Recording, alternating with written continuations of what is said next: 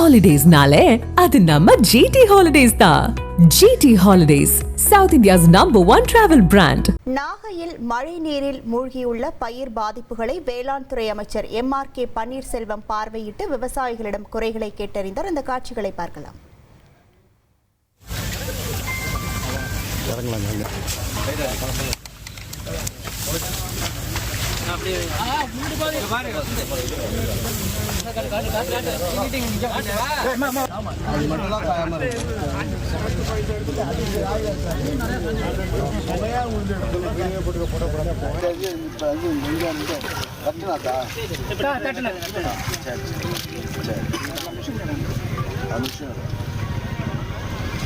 நட்டு எவ்வளோ நாள் ஆகுது?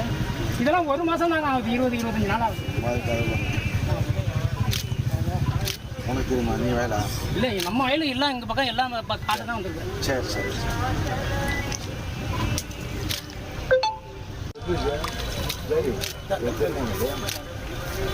நான் அது ஏன் பேப்பரை பார்க்குறேன்?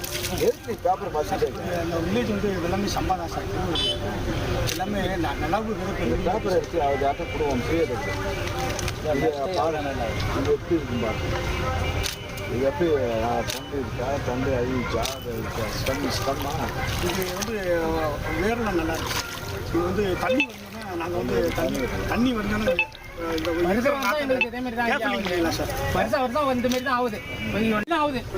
வருஷம் நட்டு நாங்கள் வீணா போறோம். சரியா? எங்களுக்கு ஏதாச்சும் ஏற்பாடு பண்ணுங்க. நிவாரணம் கொடுக்க போன வருஷமும் கொடுக்கல. நான் என்ன பண்றது? சொசைட்டி காலம் அப்படியே இருக்கு. நீ முதல்ல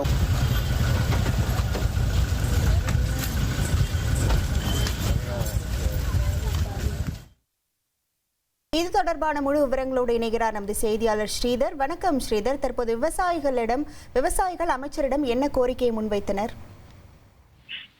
நாகையில் கொட்டி தீர்த்த வடகிழக்கு பருவமழை தீவிரத்தின் காரணமாக தொடர்ந்து இந்த பகுதியில, அதாவது குறுவை அறுவடைக்கு தயாரா இருந்த நெற்பயிர்கள் வயல்களில் சாய்ந்தன. அதே போல சம்பா நேரடி நெல் விதைப்பு பயிர்களும் வயலில் மூழ்கியது.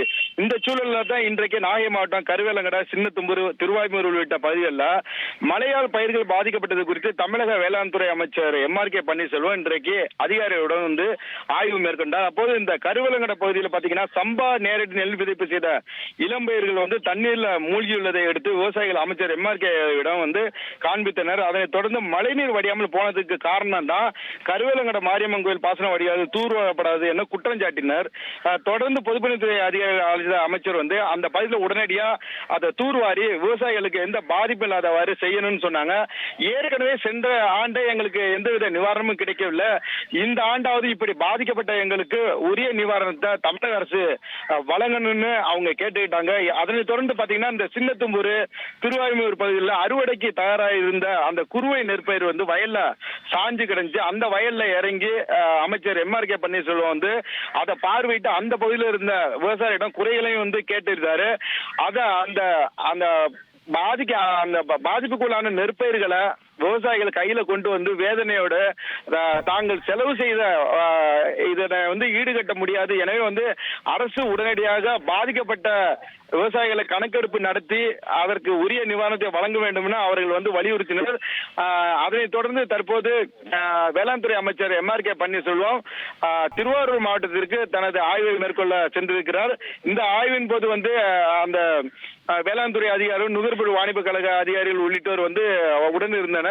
தொடர்ந்து வந்து இன்றைக்கு நாள் முழுவதும் டெல்டா மாவட்டத்தில் வந்து வேளாண் துறை அமைச்சர் MRK பன்னீர்செல்வம் வந்து பாதிக்கப்பட்ட பகுதிகளை பார்வையிட உள்ளார். உங்கள் விவரங்களுக்கு நன்றி ஸ்ரீதர்.